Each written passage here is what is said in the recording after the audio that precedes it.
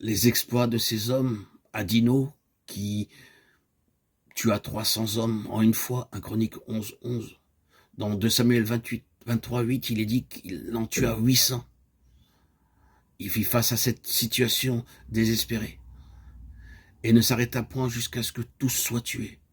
Concernant Élasar, nous disons que les Philistins menaçaient une parcelle d'orge. Tout Israël s'enfuit au-devant d'eux, mais Élasar, lui, se tint au milieu de la portion et la défendit.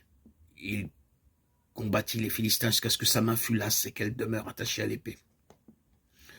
Et qu'en est-il de Shama? De façon similaire, il défendit une parcelle de lentilles face aux Philistins, alors que le peuple s'était enfui. Il élimina l'ennemi et ainsi préserva la nourriture pour le peuple de Dieu. 2 Samuel 23, 9, 10. Ces exploits susmentionnés, surdimensionnés, ont peut-être leur propre signification symbolique, mais ce n'est pas ce qui nous importe. Ces hommes étaient marqués par un sens de responsabilité aiguë. Ils ne nous donnent pas l'impression qu'ils avaient besoin d'être encouragés ou qu'ils avaient besoin d'être poussés vers l'avant. Ces hommes prenaient l'initiative quant à la responsabilité. Chacun d'entre eux se disait en substance cette chose primordiale de la pensée de Dieu devient quelque chose de personnel pour moi.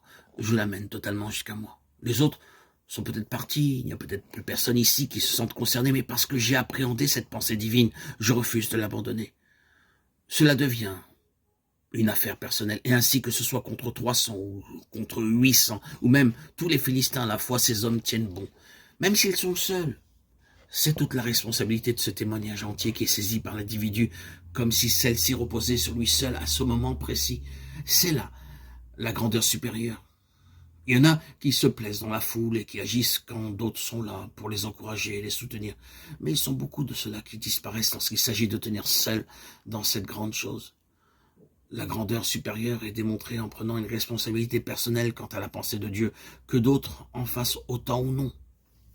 Regardons Paul, de sa conversion à la fin de sa vie. Il semble avoir été comme cela. Tout à la fin, on entend dire « Tous ceux qui sont en Asie se sont détournés de moi » 2 Timothée 2,15. Et celui-ci et celui-là sont partis. Luc seul est avec moi. 2 Timothée 4,11.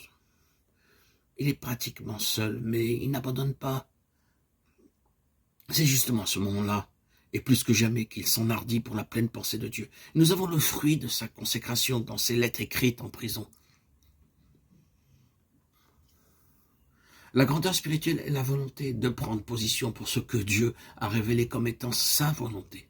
Même si nous devons être les seuls à le faire. Ce peut être un contre tous. Il peut y avoir beaucoup de solitude. Mais c'est là le test de notre capacité spirituelle. C'est dans l'initiative et la responsabilité qui n'attend pas qu'une organisation se forme pour faire face à la situation, que celui-ci en fera une affaire personnelle, que de s'attacher à la pensée de Dieu. Et ce potentiel spirituel sera sans restriction.